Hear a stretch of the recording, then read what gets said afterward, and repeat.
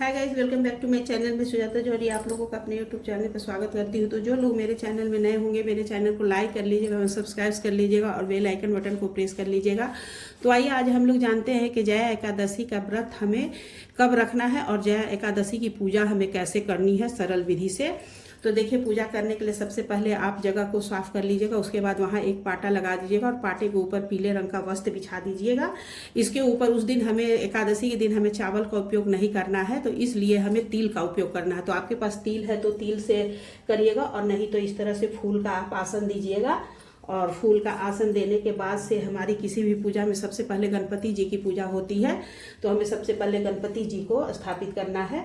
और उसके बाद से हमें अपने विष्णु भगवान को रखना है।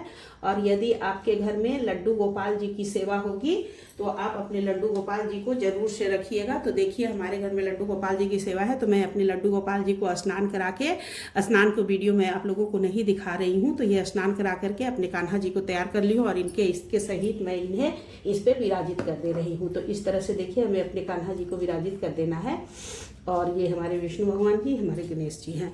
तो उसके बाद से जब सभी को विराजित कर लेना है, उसके बाद से हमें पूजा शुरू करनी है। तो पूजा शुरू करने के लिए हमें सबसे पहले देखिए क्या करना है। सबसे पहले हमें गणेश जी की पूजा करनी है, तो हमें इस तरह से जल से आचमनी करा देना है भाव से गणेश भगवान को तो 2-3 बार। उसके बाद से विष्णु भगवान जी को इस तरह से हमें स्नान कराना है। सभी को स्नान कराने के बाद से, लड्डू गोपाल जी तो स्नान किए, फिर भी भाव से स्नान करा दीजिए। उसके बाद से हमें सभी को टीका और चंदन और रोली का टीका कर देना है। तो सबसे पहले हमें गणेश भगवान जी को, हमारे गणेश जी छोटे से हैं तो इसलिए इस तरह से मैं पकड़ करके लगा रही हूँ। तो गणेश भगवान को, उसके बाद से विष्णु भगवान को और लड्डू गोपाल जी को तो लगाई हुई हूँ, इसलिए लड्डू गोपाल जी हमारे रेडी हैं। तो इस तरह से हमें चंदन लगा देना है। उसके बाद रोली का टीका कर दीजिएगा आप लोग। और गणेश भगवान को हम लोग सिंदूर भी लगाते हैं, तो गणेश भगवान को सिंदूर भी लगाना है। तो इस तरह से हमें रोली का टीका कर देना है। और उसके बाद हमें फूल समर्पित करना है। तो सबसे पहले गणेश जी को एक फूल समर्पित करना है, एक विष्णु भगवान को समर्पित करना है और एक अपने लड्डू गोपाल जी को समर्पित करना है। वस्त्र स्वरूप आप कलावा समर्पित कर दीजिएगा। तो आपके पास यदि जनेऊ होगा तो आप जनेऊ पहना दीजिएगा। तो हमें गणपति जी को एक जनेऊ, इस तरह से गणपति जी को एक जनेऊ पहना देना है। और यदि आपके पास जनेऊ है तो आप अपने विष्णु भगवान जी को भी इस तरह से जनेऊ पहना दीजिएगा। और हमारे लड्डू गोपाल जी अंदर जनेऊ पहने हुए हैं। वस्त्र स्वरूप हमें कलावा समर्पित कर देना है। तो इस तरह से उसके बाद से हमें सभी को फूल समर्पित करना है, फिर भोग प्रसाद लगाना है। तो और गणेश जी के लिए देखिए, एक पान का पत्ता, लौंग, इलायची और सुपारी का भी हमें भोग लगाना चाहिए। उसके बाद पान का पत्ता देने के बाद से में जल समर्पित करना है। फिर हमें भोग में सभी के लिए दीपक समर्पित करना है। तो गणेश जी को, विष्णु भगवान को और लड्डू गोपाल जी को दीपक दिखा करके, दीपक इस तरह से तिल का आसन दे करके हमें दीपक जला देना है। और एक धूप बत्ती, धूप दीप दोनों जलाना चाहिए, इसलिए दीपक धूप जला करके इस तरह से मैं देती हूँ। उसके बाद हमें 3 बार जल गिरा देना है। जल गिराने के बाद से हमें हाथ को धुल लेना है। उसके बाद हमें भोग लगाना है। तो गणेश जी के लिए आप अलग से भोग लगाइएगा। और फिर उसके बाद उस दिन हमें, एकादशी के दिन हमें केला का भोग जरूर से जरूर लगाना चाहिए।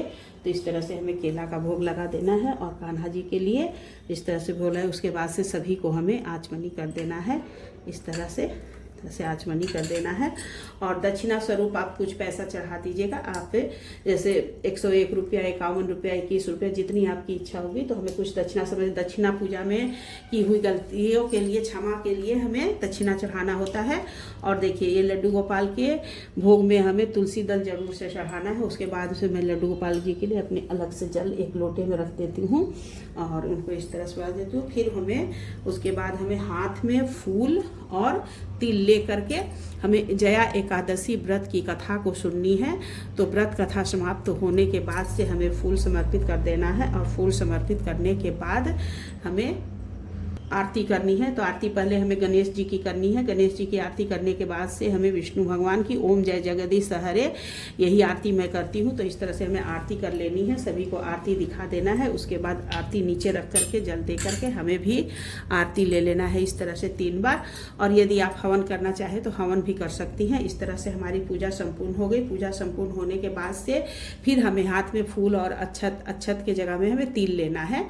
तो मैं बार बार अच्छत बोल रही हूँ। उसके बाद से हमें भगवान जी से क्षमा प्रार्थना मांगनी है कि हे भगवान जी, हमसे पूजा में जो भी भूल चूक हुई होगी उसके लिए आप हमें नादान बालक समझ के क्षमा करिएगा। इस तरह से हमें क्षमा प्रार्थना करके हमें समझ करके उसके बाद से हमें सभी को प्रणाम कर लेना है।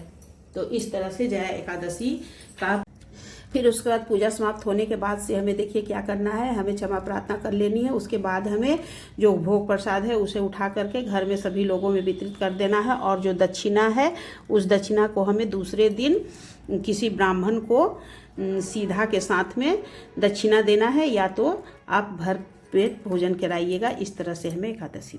आप लोगों को मेरा वीडियो अच्छा लगा होगा तो मेरे वीडियो को लाइक कर दीजिएगा, शेयर कर दीजिएगा और कमेंट कर दीजिएगा। और सभी को जया एकादशी की ढेर सारी शुभकामनाएं। जया एकादशी का व्रत हमें 29 जनवरी दिन बृहस्पतिवार को रखना है और 30 जनवरी दिन शुक्रवार को सुबह सवेरे हमें एकादशी व्रत का पारण करना है। तो पारण का समय सुबह 6:31 से लेकर के 8:51 तक का है। इस बीच हमें पारण कर लेना है। तो सभी को जया एकादशी की ढेर सारी शुभकामनाएं। राधे राधे।